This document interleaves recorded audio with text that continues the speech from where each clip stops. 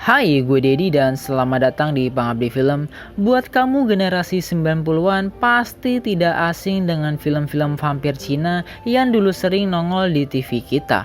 Paling sering sih ditayangin saat siang, dan pasti ingat dong betapa serunya upaya dari paman satu ini beserta para muridnya untuk menghadapi serangan vampir.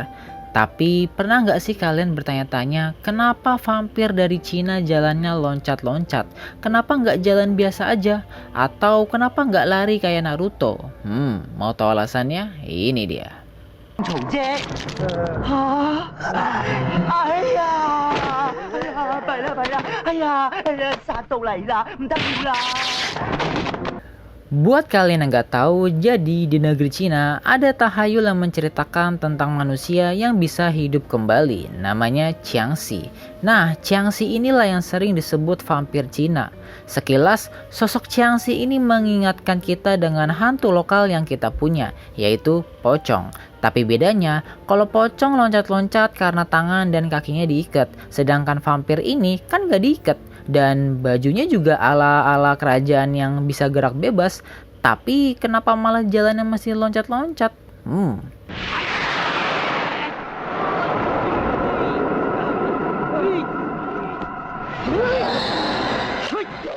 Kalau kita melihat dari sejarahnya, jadi Qiangxi ini memiliki arti kaku atau keras. Kenapa? Karena para Qiangxi ini adalah jenazah yang sudah mengeras akibat tubuh mayat yang sudah kaku.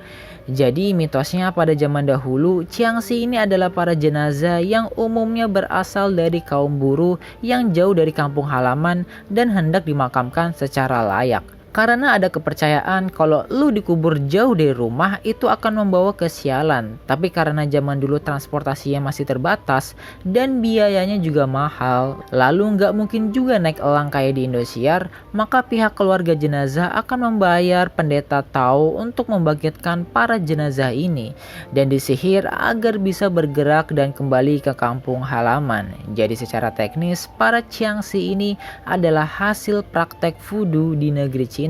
Hasil dari ilmu sihir pada masa itu.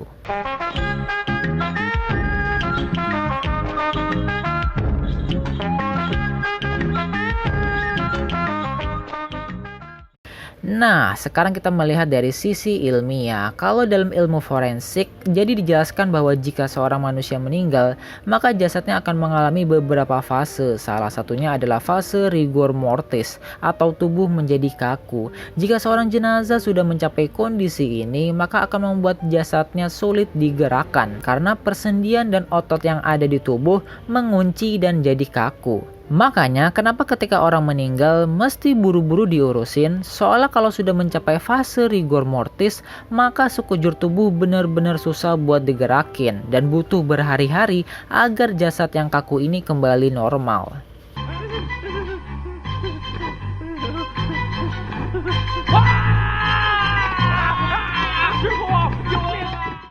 Jadi, kenapa vampir Cina jalannya loncat-loncat? Itu karena keadaan tubuh para vampir ini sudah berada di fase rigor mortis alias tubuh kaku. Karena mereka dibangkitkan oleh para pendeta selang beberapa hari setelah meninggal. Jadi tubuh yang kaku ini menyebabkan persendian mereka nggak bisa digerakin. Alhasil kakinya nggak bisa dipakai buat jalan normal, ya karena kaku. Jadinya biar bisa gerak, ya para vampir ini akan loncat. Tangannya pun sama, kenapa lurus ke depan kayak lagi dihukum guru? Ya karena tangannya juga kaku, nggak bisa ditekuk. Jadilah para vampir ini bergerak seperti di film-film. Tapi kita nggak usah takut, kalau ada vampir, ya kita tinggal tahan napas aja kayak di film-film. Hehehe.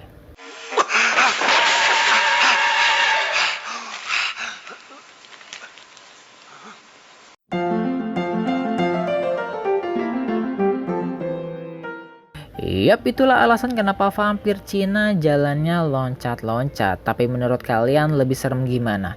Vampir jalannya loncat-loncat atau terbang melayang?